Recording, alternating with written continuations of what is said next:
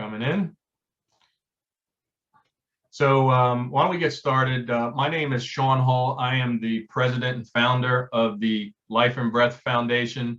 We are very happy to be able to host these speaker series events across the United States for our ability to share information, get to the audience that will be able to benefit from this information. We've been doing this, this is our second year doing it amid the COVID situation. So we're happy to be able to get out a little bit more than we could last year. But the primary goals of the Life and Breath Foundation are to offer the sarcoidosis community effective tools to track their journey, decipher medical issues, and maximize their quality of life. So we feel like sharing amongst the community, we empower the community to learn more about the tools that can make a difference, especially as they engage with a medical professional or they try to coordinate their own care, being their #1 advocate. Also to provide a nurturing environment for those affected by sarcoidosis to share their experiences. The speaker series is exactly that. We try to open up and allow people to ask questions, to be able to talk further with specialists, have conversations that normally they are possibly not having with their medical professional, and get some of the misnomers out there as opposed to going on and Googling, going on WebMD and things of that nature. We can really bring the information to you directly from just the talented level of experts from around the country. Our last goal is to build awareness within the medical community to help combat this chronic disease. So building out an educational platform, and we hope a bridge with medical professionals that have to treat our patients. We're looking for opportunities to be able to increase their awareness, reduce down the misdiagnosis, and really get you on your journey. So tonight, we're actually happy to have one of our board members, Dr. Richard Harris, to join us. He is a internal medicine physician and pharmacist with great health and wellness. Just a little bit about Dr. Harris. He attended the University of Texas at Austin for pharmacy school, then pursued a medical education at the McGovern School of Medicine in Houston. Lifelong learner, completed his MBA at the University of Houston, and he has a client-centric view focusing on building relationships and trust through a comprehensive lifestyle medicine system combined with genetic and micronutrient testing. He runs an online health and wellness practice, is a partner in an education consulting firm, and consults for several companies. So we're happy to be able to present and invite Dr. Harris to once again share this valuable insight and expertise for all of you. So without further ado, I'd like to pass it off to Dr. Harris. Well, thank you, Sean, for that warm welcome. And I'm going to start this presentation with something that everyone's going to love. Free giveaway. Who doesn't like free stuff, right? That's a great way to get us warmed up. And so what we decided to do is give away free access to 25 people randomly selected to do my 5 Pillars of Great Health course. This is a comprehensive lifestyle and mindset course where we talk about creating sustainable habits. We go into the health mindset. We go into motivation, identity-based habits, finding your true why, because it starts with our mindset. As our mind goes, our body follows. And so the course first starts off with, how do we get into the health mindset? And then once we are in the health mindset, then we'll start to look at other things like nutrition, like exercise, like sleep. These are all the core pillars. That's why I called it the 5 pillars of what keeps us healthy. And then we go into things that you're probably not going to hear from another physician, like how do you detoxify your house? What products should I be using? Everything that you can think of that is involved with our daily behavior in health is discussed in the course. And it's really something that we put a lot of work into, and something that we've had a lot of success with people who have implemented the things that they learned in this course. And it's a 5-week course. So it gets to it in a way that you can digest the material, learn, and then apply it. All right. So we already talked about this, my intro. I'm a guy who's a glutton for punishment. Apparently, I love school. I was in college or some form of education, higher level education for 15 years, which seems kind of crazy now that I look back at it. And that's a lot of money. Thank you, parents, for helping me out with some of that. But I went to pharmacy school first. I was a practicing pharmacist at MD Anderson. Then I went to medical school. And after medical school, I worked as a primary care physician in a large group, realized that I wasn't really helping people because I couldn't get down to the root cause and couldn't explain things to them, didn't have enough time, seeing 25 patients a day. So I wanted to do my own thing and be able to help people the way I wanted to help people. And that's how I started Great Health and Wellness.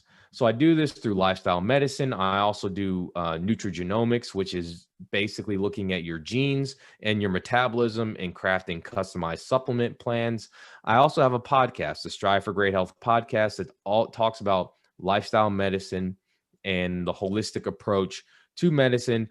Really, if you want to heal yourself, we talk about in the podcast through all different techniques. I also am a partner in 40 Acres Fund. It's an impact investing fund. We have investments all over the world.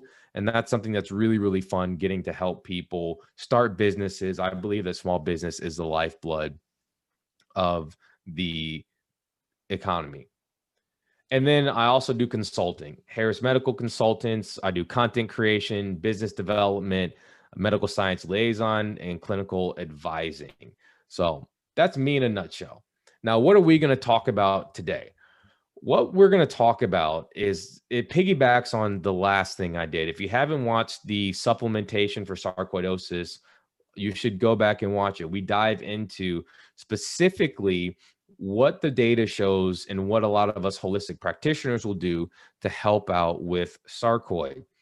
And there's a quick recap. There's only really two studied supplements, vitamin D and quercetin. Those are the only two that have been studied.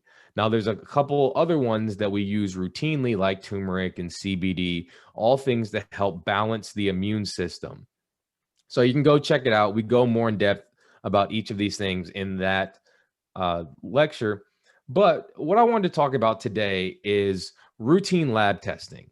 All right. Routine lab testing can actually tell us a lot of information if you know how to interpret it. The issue is that we don't get enough biochemistry in medical school.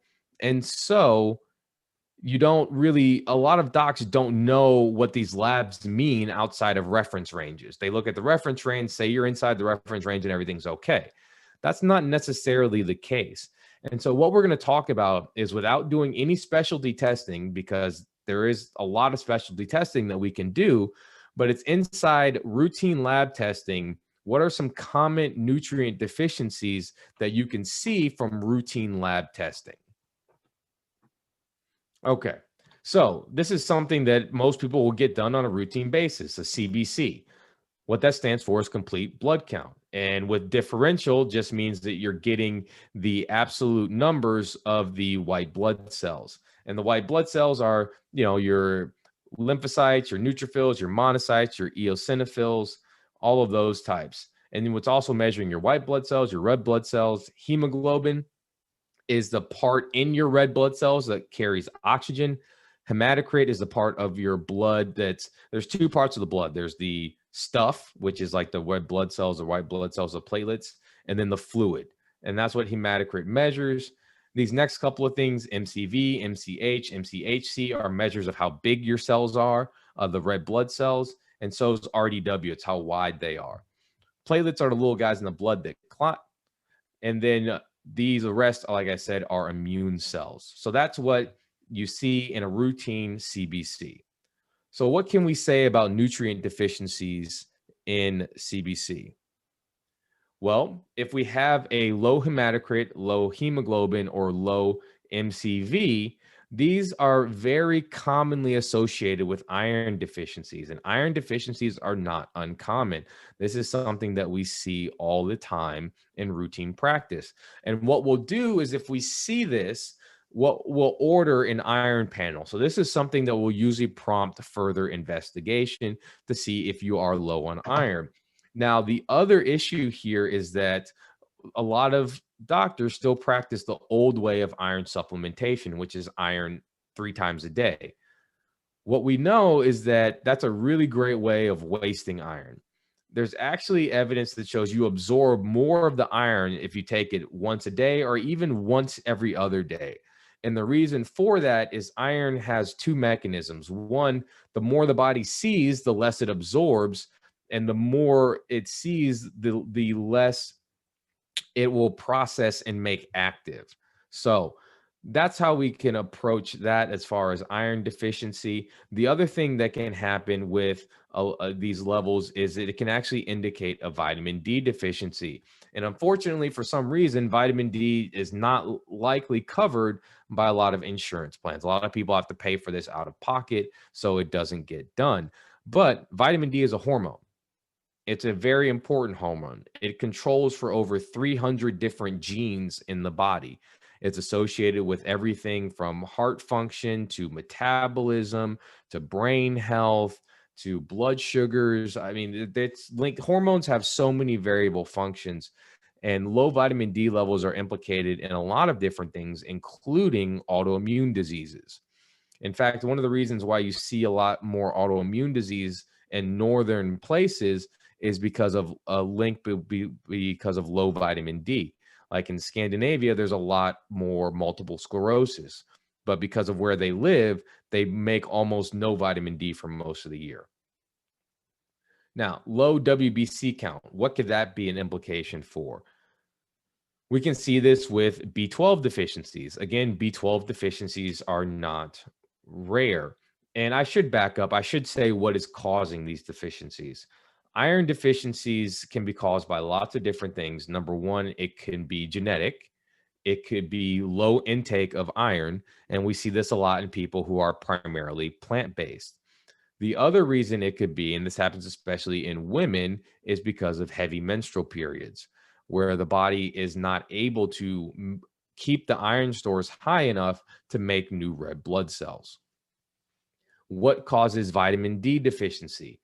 Vitamin D is one of those things that it's very hard to get from food. It's only really in some fatty fish like salmon, halibut, mackerel, anchovies, and certain species of mushrooms, and then in stuff you really shouldn't be eating, which is like fortified cereals and fortified milks and things like that. So vitamin D deficiencies are quite common. In fact, estimates are that 42% of the US population is vitamin D deficient. This goes up to, I believe it's 62% of Hispanics and then 84% of African Americans. Why is it that that happens? We don't get enough sunlight. And that's where we make most of our vitamin D. We need UV light to make vitamin D. If you want to know more about vitamin D, I have an entire podcast on it. So being vegetarian isn't very good in our condition.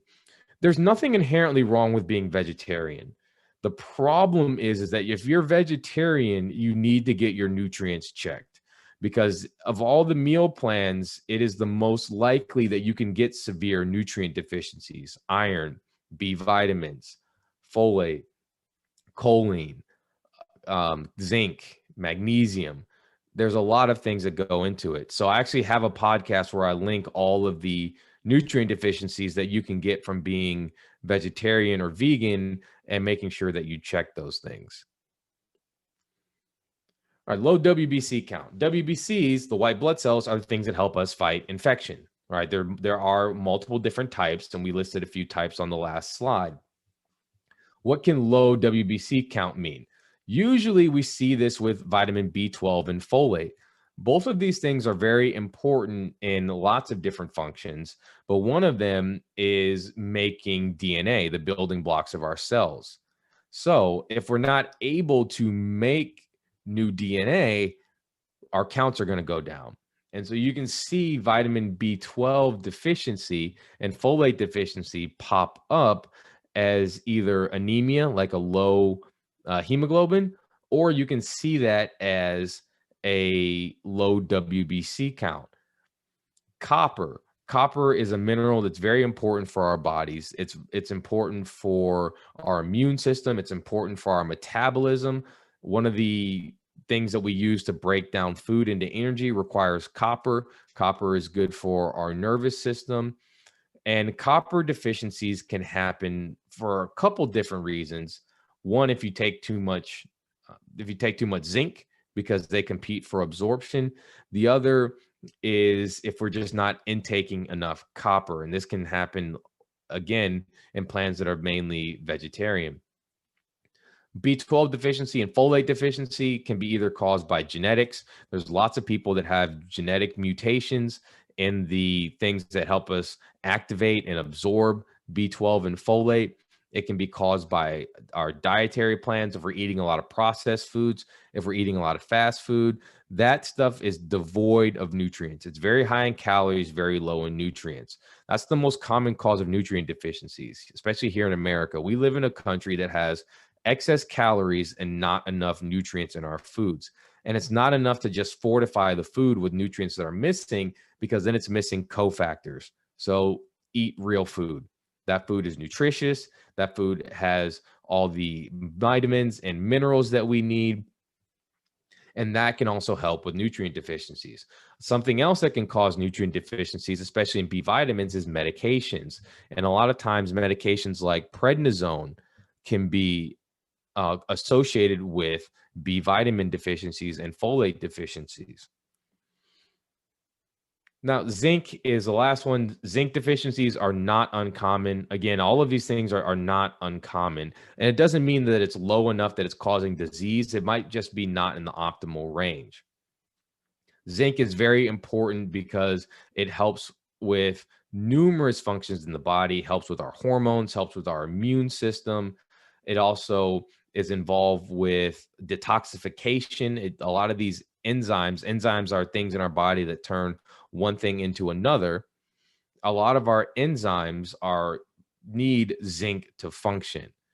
And so you can see a low WBC count with low zinc levels. Low zinc levels is usually associated with, again, poor nutrition.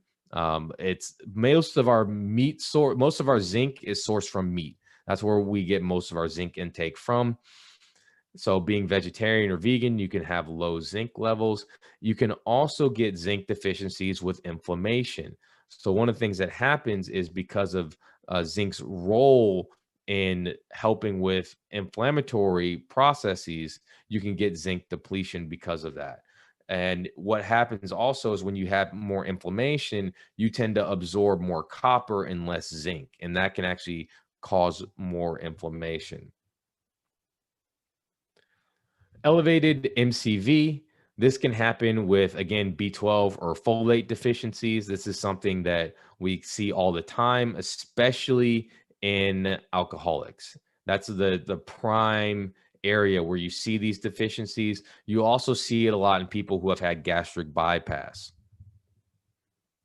Low platelets. Again, platelets are the things in the blood that clot. We see this often with B12 and folate deficiencies. Again, platelets are something that are constantly made in our bone marrow, and deficiencies of B12 and folate cause what we call bone marrow suppression, meaning that the cells that are made in our bone marrow, like platelets, like white blood cells, like red blood cells, can all become deficient when we are absent in these things. All right, let's move on to the next one. This is the complete metabolic panel. This panel measures our glucose, which is our blood sugars, our BUN, which is a measure of nitrogen. Nitrogen is a metabolic byproduct. Creatinine is something that is a byproduct of our muscles and metabolism. It gets excreted in the urine, and we use that to measure our urine function. eGFR is a measure of our glomerular filtration rate, basically how much fluid per time per body area is you moving through your kidneys. So that's another marker of kidney function. So is the BUN to creatinine ratio.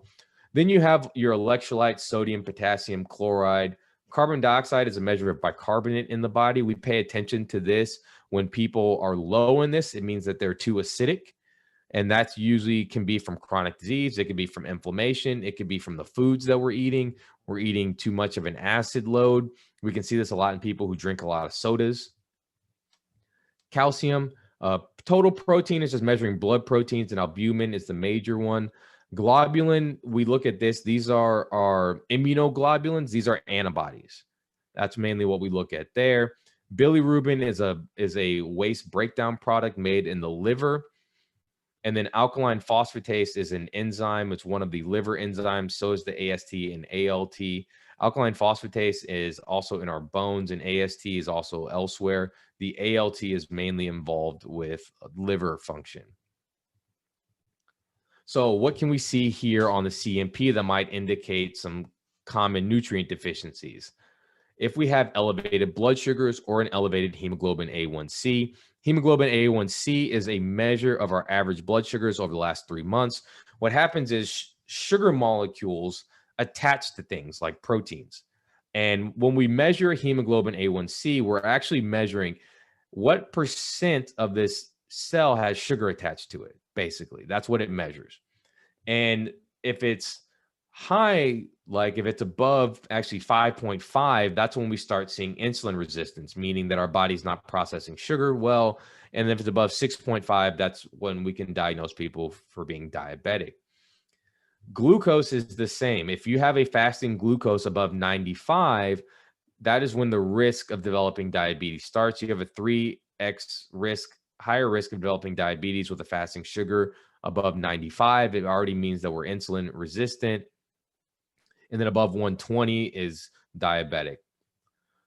So what can an elevated blood sugar mean as far as nutrient deficiencies? It could be several, because there's several nutrients that are involved with our metabolism, with insulin sensitivity. But some common things are vitamin D, the B vitamins. These are very important in our metabolism.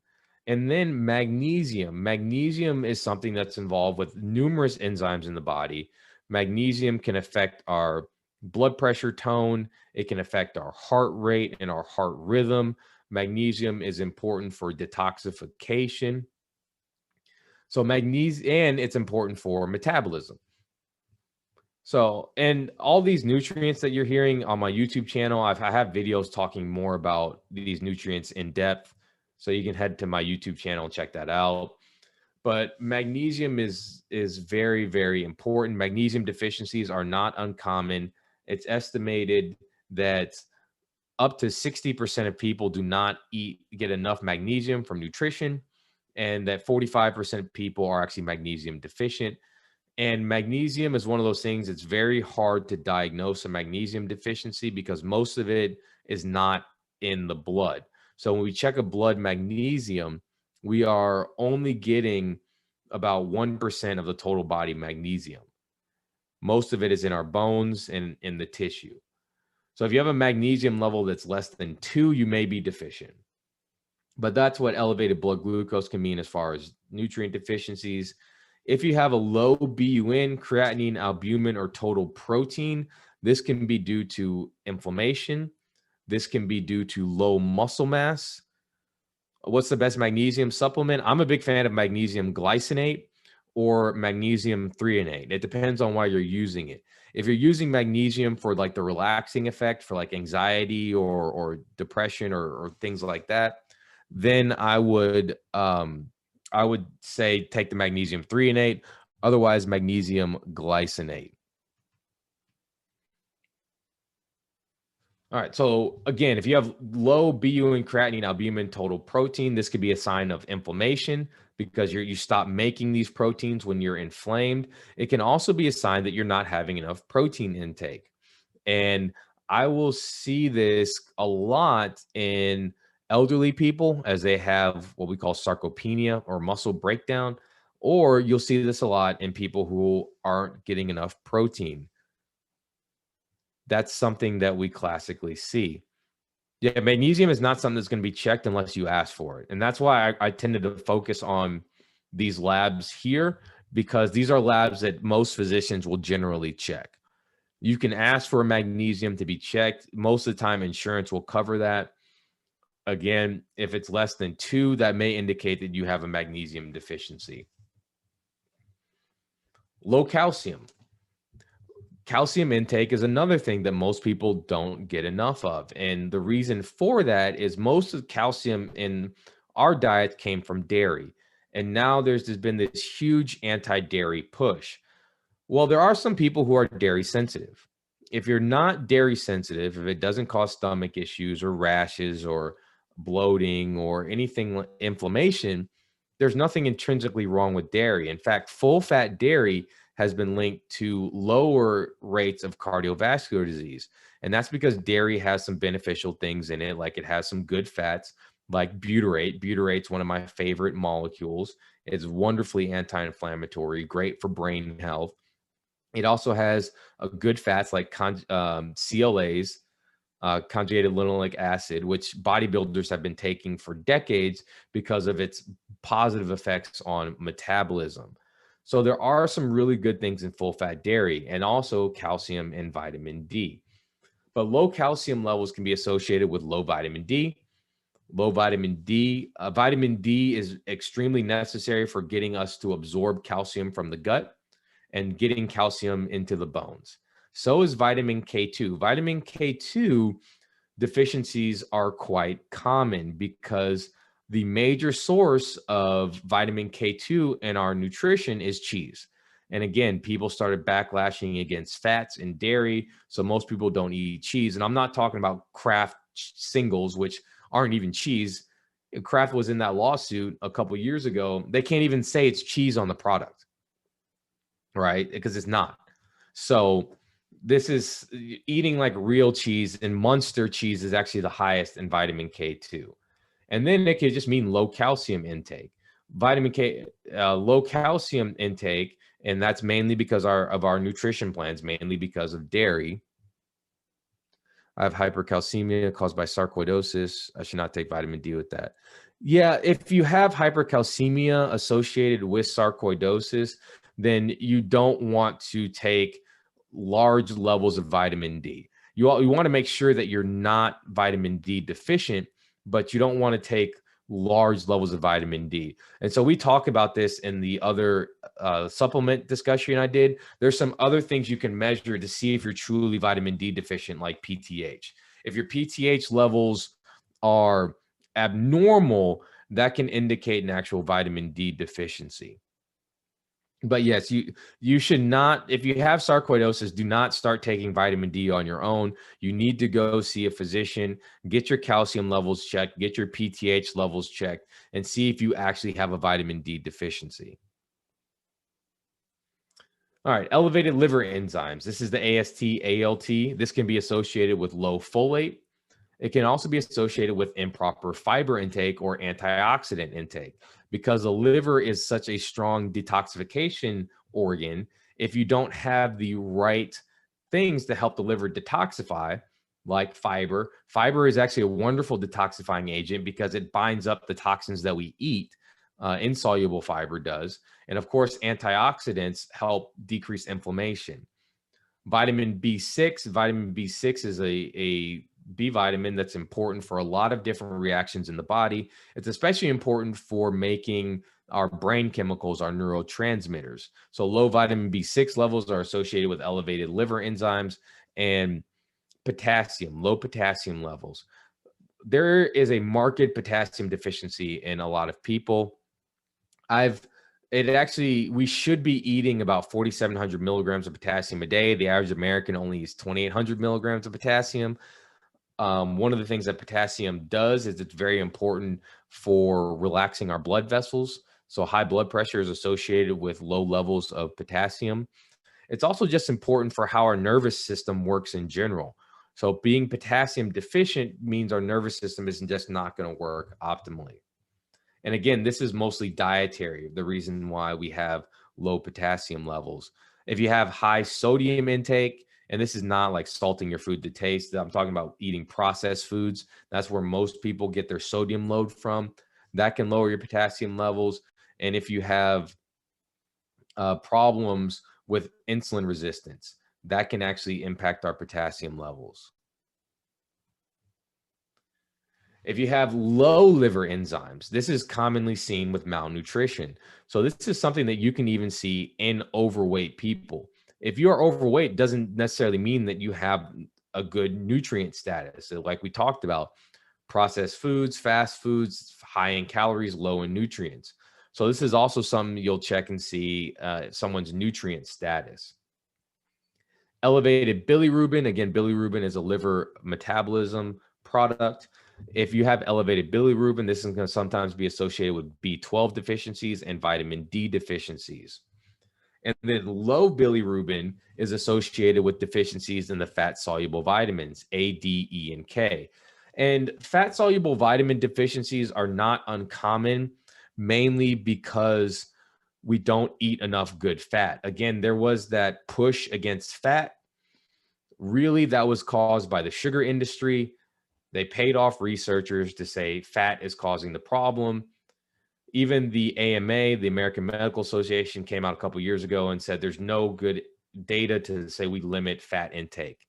There are essential fats. There are essential proteins. There are no essential carbohydrates. There are beneficial carbohydrates. Essential means that our bodies can't make them. So we absolutely need fat. And we need fat to absorb key nutrients like the fat-soluble vitamins.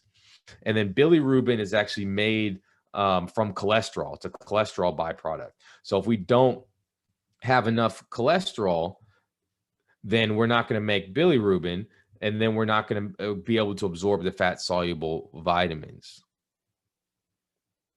Oh, for high liver enzymes, it's folate, fiber, antioxidants, B6, and potassium. Those are the things associated with high liver enzymes. CRP. CRP is a marker of inflammation. This is something that most physicians don't check. I check this on everyone because if you have high levels of inflammation, then you are going to be susceptible or it can worsen any of the chronic diseases. And so this is something that is associated with autoimmune diseases, is high levels of inflammation.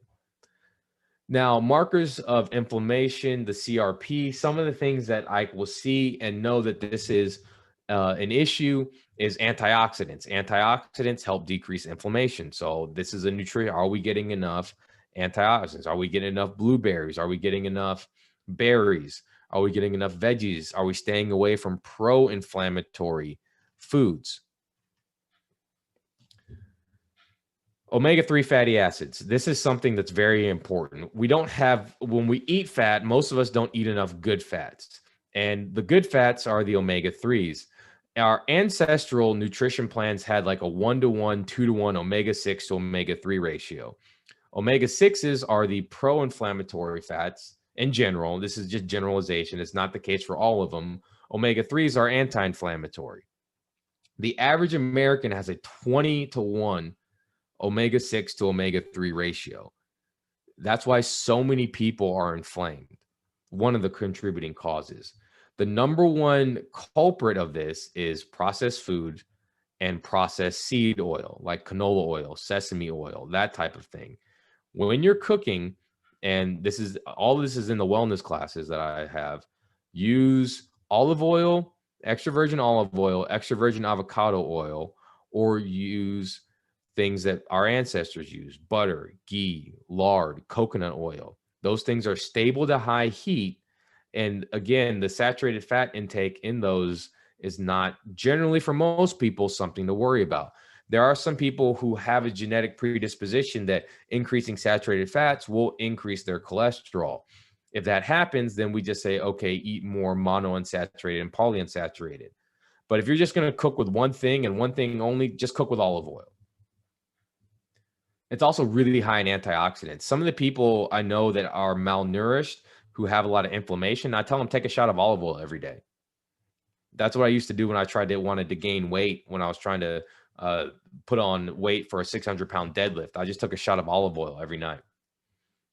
Other nutrients associated with increased inflammation that are common nutrient deficiencies: vitamin A, vitamin D, and then vitamin C. Homocysteine. This is another marker that most people don't check on routine labs. I check this on everybody. It is a metabolic byproduct, and it serves for a marker of something called methylation. Methylation is how we turn our genes on and off. All right. I wouldn't want my gene for shivering to be active at the same time as my gene for sweating. Methylation is one of the ways we do this. There's several of them, but it's the most important way. And we know that abnormal methylation is associated with all different types of chronic illnesses, cancer, heart disease, diabetes, Alzheimer's, you name it. So what is associated with elevated homocysteine levels? The B vitamins are very important for this because they are cofactors for the enzymes, for the cellular machinery that is involved in this metabolic pathway. So that's folate, which is actually vitamin B9, vitamin B2, B3, B6, choline. Choline is a very important for methylation because it serves as a donor for these methyl groups. Methyl groups are just carbon groups, and we attach them to different proteins and DNA, and either shuts things off or turns things on, depending on where and when and how. Choline is a major contributor to this. Most people don't get enough choline in their diet. Our major source of choline is actually eggs, egg yolks. So please eat the egg yolks. Egg yolks are one of the most nutrient-dense sources on the planet. It's full of B vitamins, full of choline. Now, 2 egg yolks a day will get you about the recommended daily intake of choline for the average person. Creatine. Creatine is a supplement that bodybuilders take, but there is also, because it helps with muscle strength, muscle growth. Creatine is also wonderfully great for your brain. It serves as an energy donor in your brain. And then there's evidence of creatine being beneficial in numerous diseases like heart disease and kidney disease. Creatine helps because it also is something that the body can use as a donor for methylation. And actually, most of the methylation that happens in our body goes to making creatine and making phosphatidylcholine, which is a byproduct of choline. Phosphatidylcholine is in our cell membranes, has a number of different functions in the body. It's very important for our brain health. So if you boost with these products, you're actually improving methylation. And then betaine is isolated from beets. This is something that's very important for women, especially as they enter menopause, because you have lower levels of this in the body. And it also serves as a methyl donor. So these are some of the things that we can use if we see elevated homocysteine levels. And elevated for this means above 10. This is not something that's routinely checked, but if you do check and you have an INR or a PT check, these are markers for blood clotting. If these levels are elevated, it can mean that there could be a vitamin K deficiency.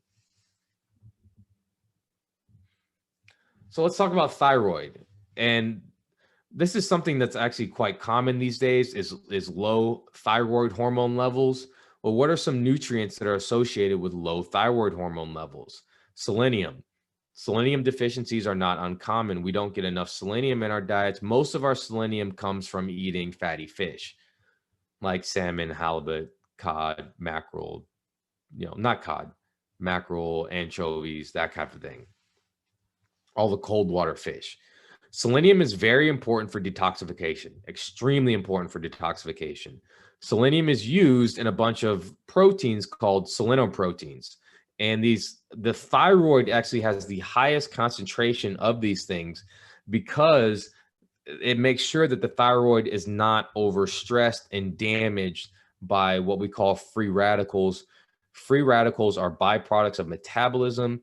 They literally damage cells. And so selenium is important. Glutathione. Glutathione is the major antioxidant that the body makes. It's made from 3 proteins, the chief of which is cysteine. Now, a lot of people have low glutathione levels just because of overall inflammation.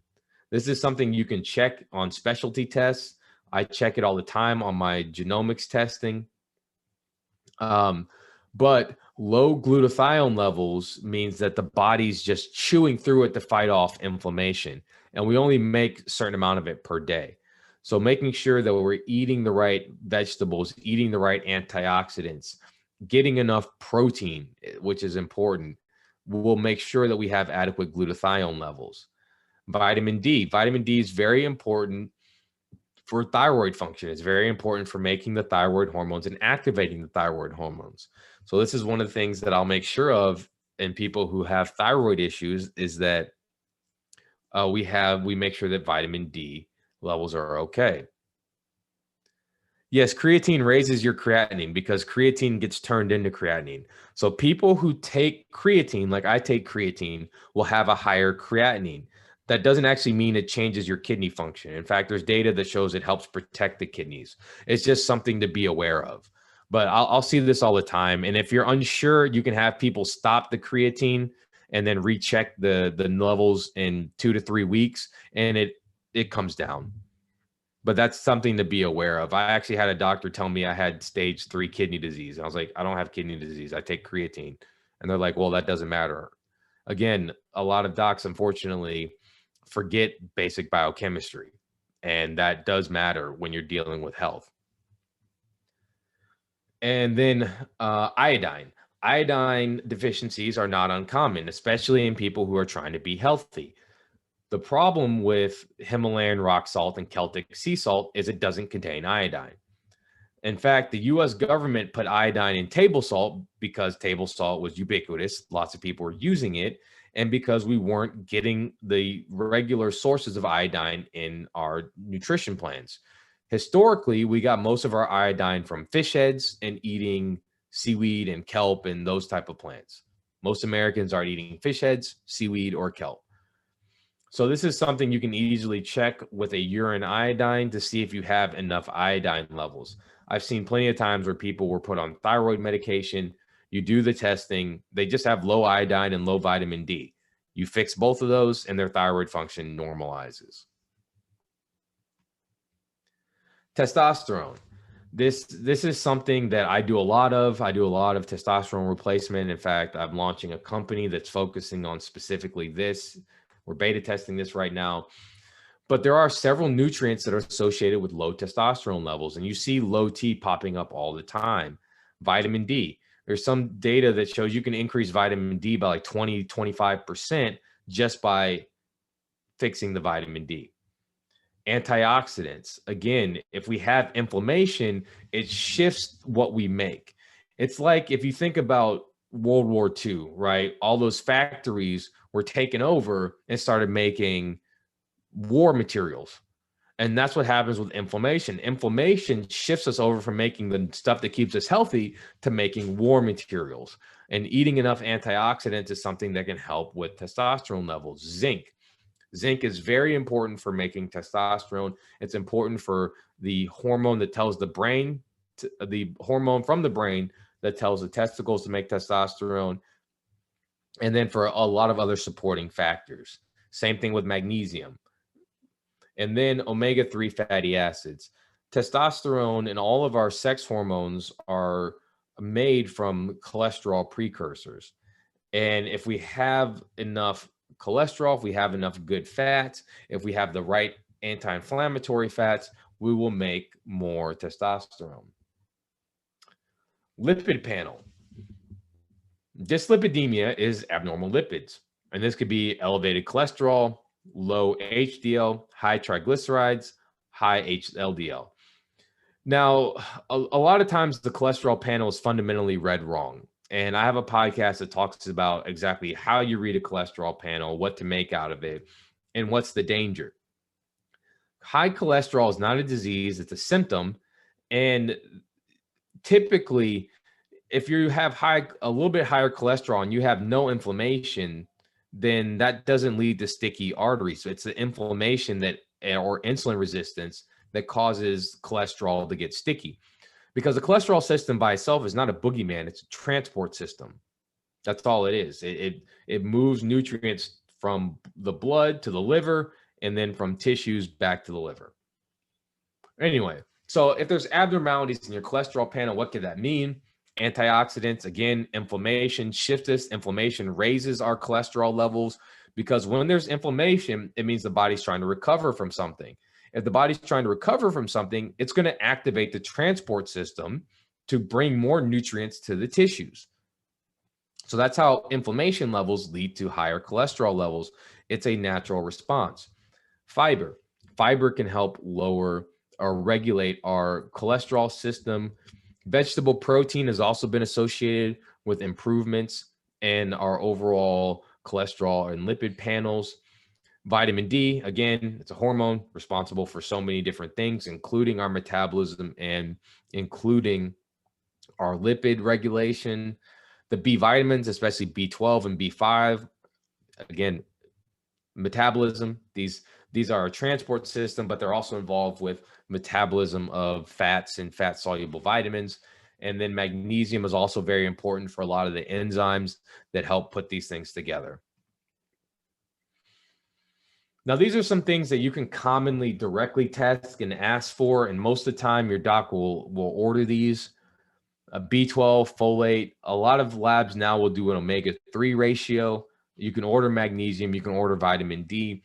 A lot of the other ones you can order as well. They just may not be covered by your insurance, like zinc levels or copper levels. You can actually order these things, but usually they're not covered unless there's a specific indication. So this is my contact info. Again, a lot of these other things, a lot of these nutrients and things like that, I have a lot more in-depth information via my YouTube channel and my podcast. So this is how you can get a hold of me. I think there was a couple more questions. Okay, this sounds weird, but I've been put on Prozac and it's helped me with sarcoid, but I have put on 14 pounds of weight in 3 months. Is there anything I can do to not be so hungry? So this is interesting. Antidepressants can sometimes either cause weight loss or weight gain. And that really depends on what it fixes. When some people are stressed, they eat. When some people are stressed, they don't eat. So if you take the medication, it fixes your stress, you're going to go back the other way. So really the best way to fix this is it depends on what you're eating. If you're eating things that are further dysregulating your appetite pathways, it's going to make you hungrier. But if you're eating whole foods, if you're exercising, if you're fasting, if you're practicing meditation, all the things in the wellness course, that'll all help.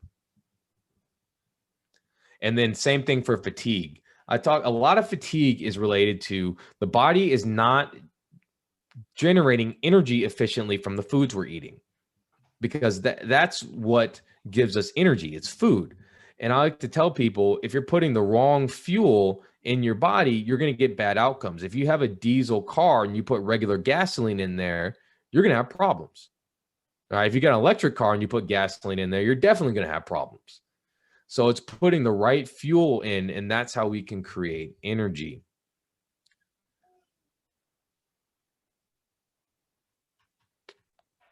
All right, what is a good fish oil? If you're getting fish oil over the counter, Nordic Naturals is actually a really good over the counter brand. You can, some pharmacies have it, you can order it. So that's the one I typically recommend. For most people, if you eat fatty fish and your nutrition plan is on par, most people don't need to take fish oil. But it's, again, if you're trying to shore up your diet and you're in a transition, then 1 to 2 grams of fish oil a day is what we typically recommend. Can foods cause thyroid issues like gluten? Absolutely. There's a study that just came out recently that had people go gluten-free with Hashimoto's thyroiditis, which is an autoimmune thyroid. And just by removing gluten, their thyroid function improved.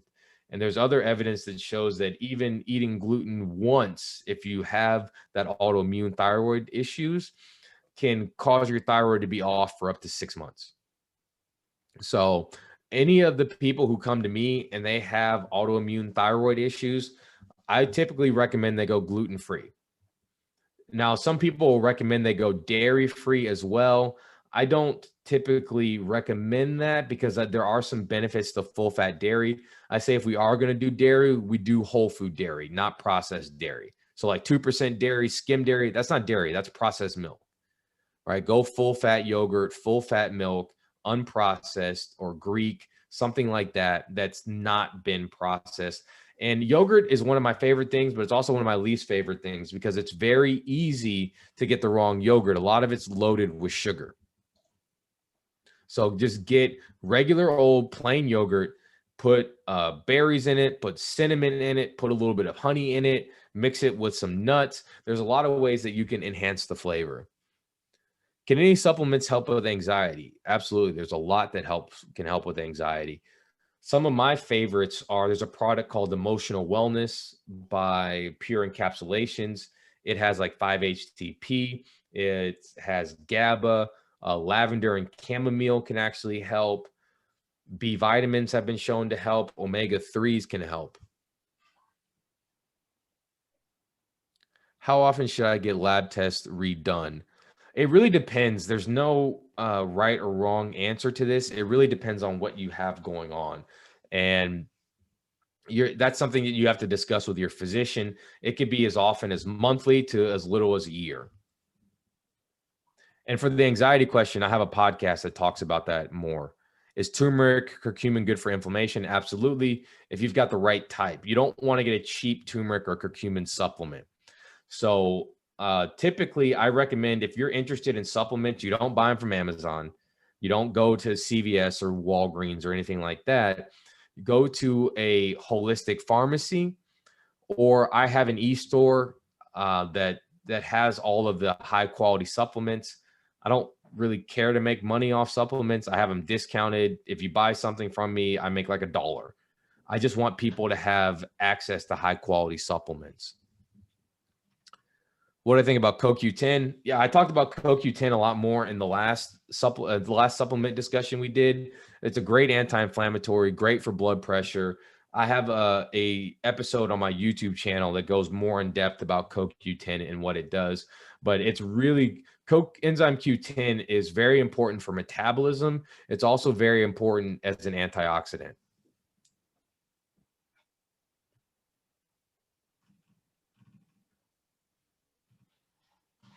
I think I got all the questions. Yeah, I think you did. I was just trying to, you answered some of these as we went on. Oh, the magnesium. Yeah, magnesium threonate. I'm going to type that in the chat. The brand name of that product is Magtine.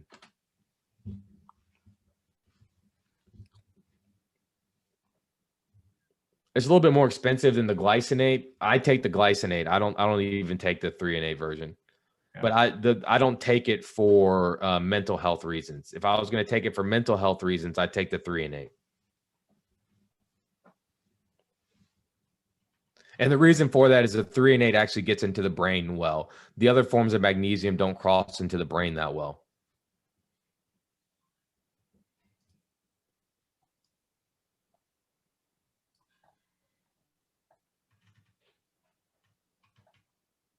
Did we get all the ones that are in the chat? I know some people were having trouble getting into the Q&A, so they were using the chat.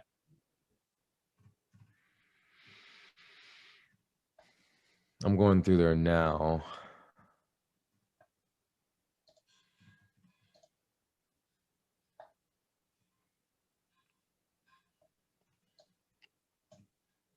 Someone asked about low vitamin D levels, but was there a specific question with that?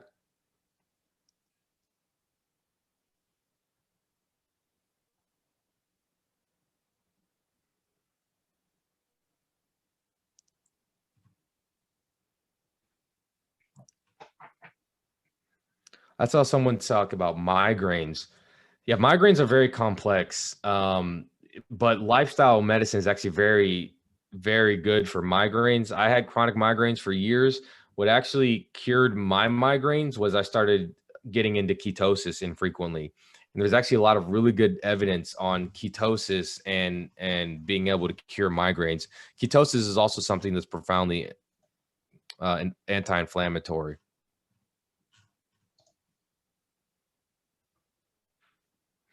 How do I feel about Manuka honey?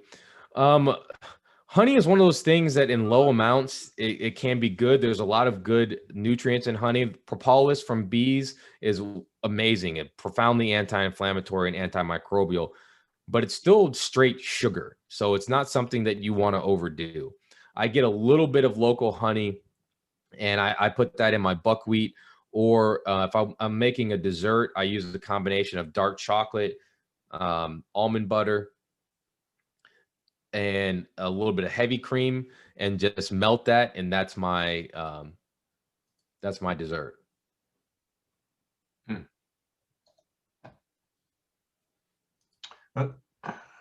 There's one in the chat, question in the chat about collagen.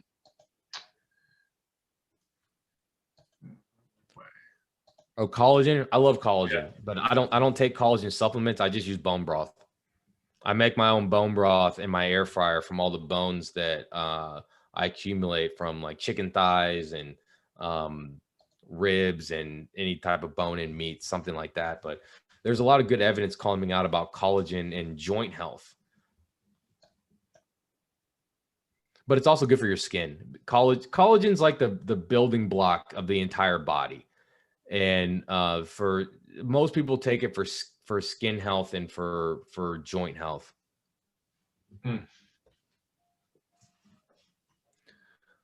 Infusions of vitamin D. Typically for sarcoid, we don't recommend any type of high dose vitamin D unless you're, under the supervision of a doctor who's checking your vitamin D, calcium, and PTH regularly. Is low lymphocyte percent and high neutrophil percent sarcoid related? It could be related to that, yes, because the granulomas associated with sarcoidosis can shift, and the inflammation can shift your percentage of your immune cells. The recipe, I just mix it up. What I do is I'll get just leftover veggies. So sometimes it's carrots, celery, it can be onions, it could be tomatoes. There's a whole bunch of different stuff that I'll throw in there. I use a little bit of apple cider vinegar, and then some spices. Usually it's like turmeric, it could be ginger, it could be black pepper. Sometimes I'll put cilantro, sometimes parsley, and that is what I mix in the air fryer. You put it on high for 4 hours, and it's absolutely delicious.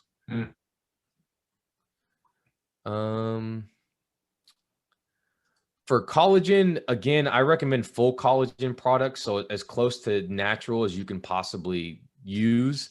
Again, I don't take collagen supplements anymore. I used to. I just use bone broth for my collagen, and that's it. How do you get into ketosis? There's 3 different ways. There's the keto diet. I hate diet. I hate that word. Keto nutrition plan. There's fasting, and there's exogenous or drinkable ketones. I have a whole podcast about this.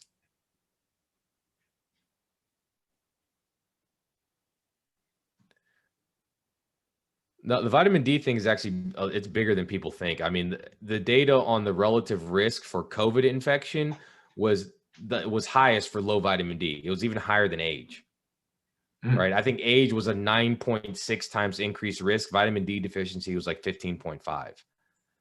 And again, these things are not, they're not things that are going to cause overt disease. If you have low vitamin D, it's not like, that you have low vitamin D-osis and it's a specific disease.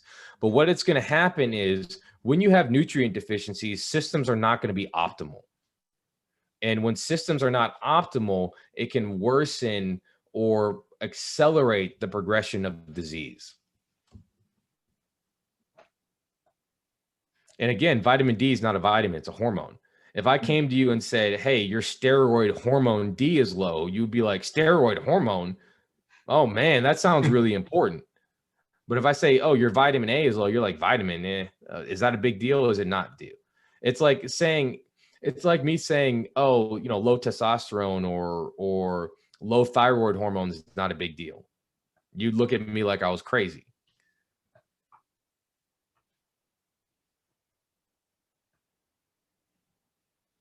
No, but the vitamin D can worsen Hashimoto's.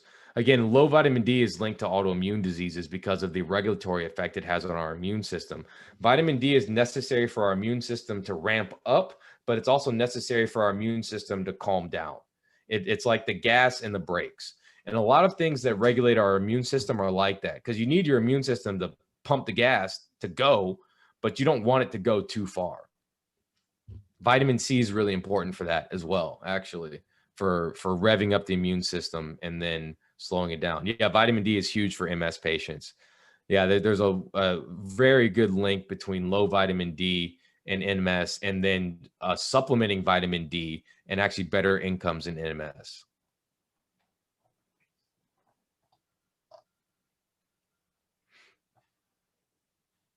So there's more questions. I want to be respectful of people's time. And why don't we answer, see if we can find one more for you. Okay. And then make sure everybody has your contact information, and we'll remind them about the gifts that you're bringing today also. Yep. Yeah. So sleep, there's a couple different things you can do for sleep. My favorite is CBD. Again, that's anti-inflammatory. It works very well. I recommend, and I'm an advisor for a company called CBD Health Collection. It's a high quality CBD. That's what I take at home. That's my favorite thing for sleep. But in general, sleep hygiene is very important. And if you win the wellness courses, you'll be exposed to sleep hygiene. Sleep hygiene saved my life. I realized I had a bunch of terrible habits that were keeping me from sleeping. I was only sleeping 2 hours a night in college. Sleep hygiene got me up to 6, and then CBD got me up to 8. So I get 7 or 8 hours of sleep easy now. And keto and sarcoid, no. In general, with keto, just keep an eye on your cholesterol levels, because some people, like I said, all that fat genetically, the body can't handle it and metabolize it and process it. I'm one of them. I genetically should not do keto, but I don't really follow the nutrition plan all the time. I'll do it for like a week here and there, but I get myself into ketosis by fasting and drinking the exogenous ketones. CBD brand, CBD Health Collection. If you go to my website, it'll take you there. Yeah, I use it for sleep.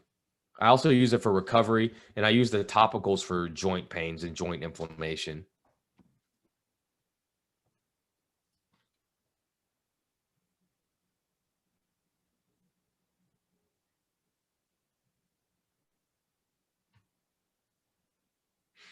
So, elevated liver enzymes, it really depends on why it's elevated. The number one cause of elevated liver enzymes is usually fatty liver, meaning you have fat deposits in the liver that are causing inflammation. And so the number one thing about that is changing around your nutrition, exercise, and improving your lean body mass to the body fat ratio.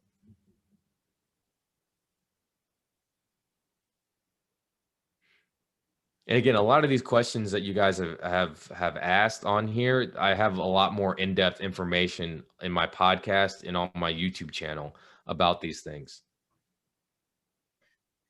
Dr. Harris, let's share the 5 pillars of great health, and then maybe make sure everybody has your contact information. And I want to be, like you said, so there is my contact info back on the screen. Again, my website will host just about everything you need, even access to the podcast, my YouTube channel, and all of that. And then once the winners are decided, we'll get you enrolled in the course, and I hope you find it informative and helpful. I've found it personally helpful for me. All the things you hear and see in that course, that's my life. That's how I live. That's how I keep myself healthy and keep everyone who comes to me healthy. Well, awesome. Dr. Harris, we really appreciate you really digging down deep with helping us understand in these important topics. And it just arms us with the information I think that we need, patients need, and everything. And definitely, everyone, please take advantage of the podcast and the website. And there's a lot of great information on Dr. Harris's YouTube channel. But on behalf of the Life and Breath Foundation, we'd like to thank Dr. Harris for joining us tonight. And I'd like to also thank all of you for joining us live. This will also be available on the Life and Breath Foundation YouTube channel. Also, will continue to share. And more importantly, we look forward to seeing you again. Keep healthy, be blessed, and we'll see you again very soon. Thank you very much for joining us tonight, and have a good evening. Thank you, guys. Be blessed.